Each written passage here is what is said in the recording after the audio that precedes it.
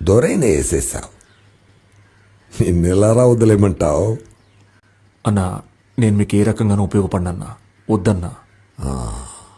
నేను నిన్ను పిలిపించా, నా ముందు కూర్చోబెట్టా, నా దగ్గర పని చేయమని అడిగినందువల్ల నేను బద్దిమాలినట్టు అర్థం కాదు.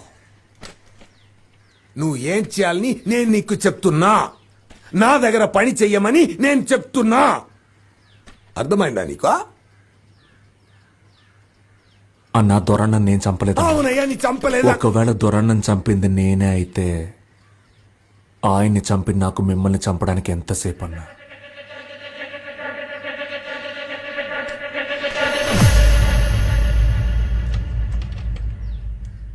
కానీ నేను చంపలేదన్నా. నేను బయలుదేరతాను.